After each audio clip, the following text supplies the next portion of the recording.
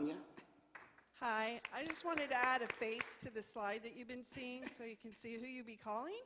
And also, I've got a sign-up sheet out in the back or out in the lobby that you can sign up, and it's got the different days on there so you can tell me when you might be available.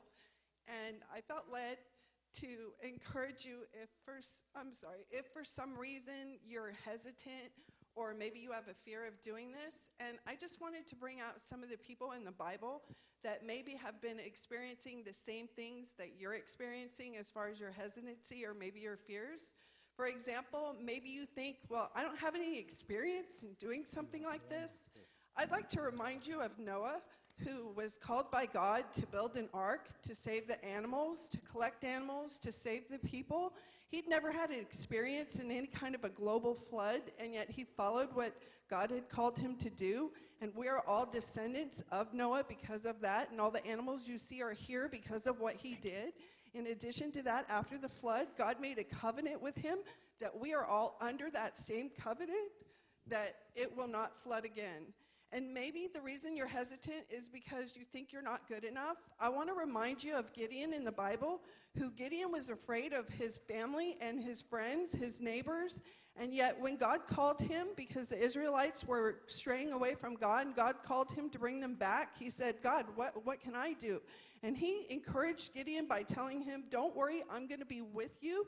Gideon went on to fight a battle against the Midianites, 135,000 soldiers, and he only had 300 and led them to victory.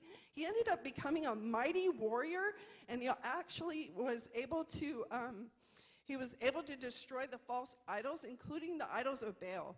So here's a common man that did very uncommon things. And maybe you're thinking, I'm just afraid that the enemy is going to attack me if I do something like this for God.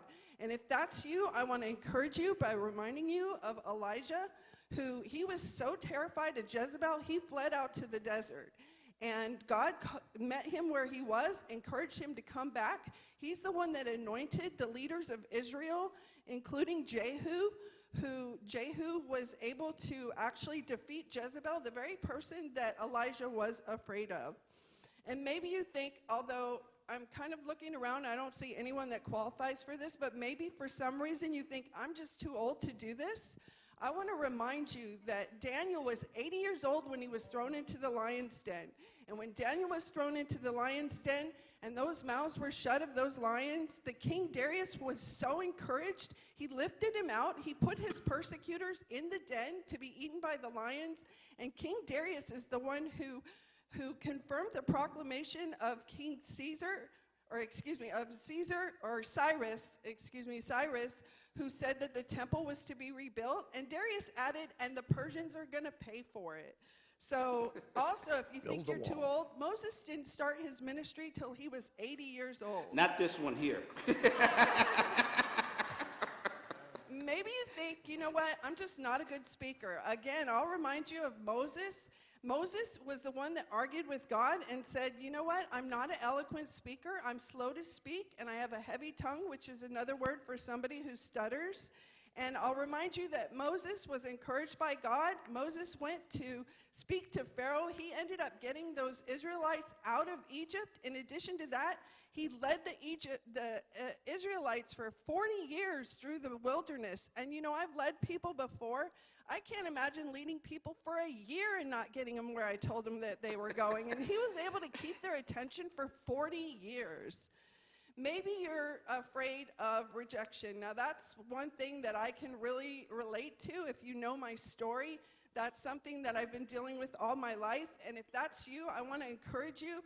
There's a lot of stories in the Bible of people that were rejected. Let's start with Joseph, who was rejected by his own brothers who sold him into slavery, and yet he's the one that saved all the people from famine and let the Israelites prosper. And then you look at Leah. Leah was the wife that Jacob didn't want. Her own father didn't think she could get her own husband, so he had to trick Jacob into marrying her.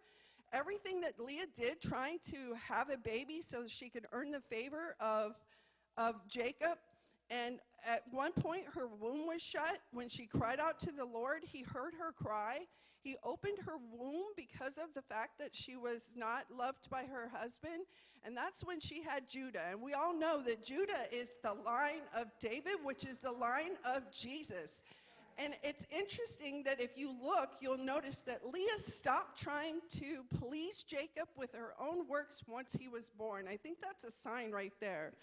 But even more so, I'm encouraged when I hear about David. David was rejected by his family.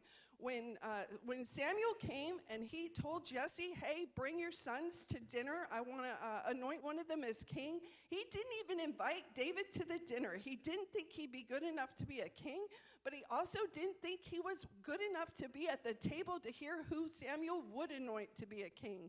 And yet once David was actually anointed to be the next king, he wasn't even invited to go fight against the Philistines. It was only because he was bringing lunch. He was the Uber that brought the lunch to his brothers who were fighting the Philistines. That's when he heard what Goliath was saying, and he's the one that defeated Goliath. And yet still, Saul rejected him. He actually was trying to kill him. He had him hunted down to try and kill him. He also was rejected by Saul's daughter, who ended up becoming his wife. When she saw him dancing for the Lord, she got jealous and rejected him. And then his own son, Absalom, because of things that happened in the family line, he didn't like the way David handled it. He rejected him and turned the people against him. And yet David was the mighty king. He's also the ancestral line of King Jesus, the King of all kings. And maybe you think, you know what, I'm a sinner. These people in Sebastian, these people at the clam bake, they know my sin. If they see me in that booth, they're not going to come to Jesus because they know who I am. If that's you, I want to remind you of Paul. Paul, whose Hebrew name was Saul, was the one that was going around crucifying Christians like no other. And yet once he had an encounter with Jesus on the road to Emmaus, Paul's heart was changed. He not only was out there speaking about Jesus, but he's the key figure in the person that was spreading the gospel of Christianity. He actually turned his persecutors into disciples. So think about Paul if that's you. And maybe you're saying, you know what, Tanya?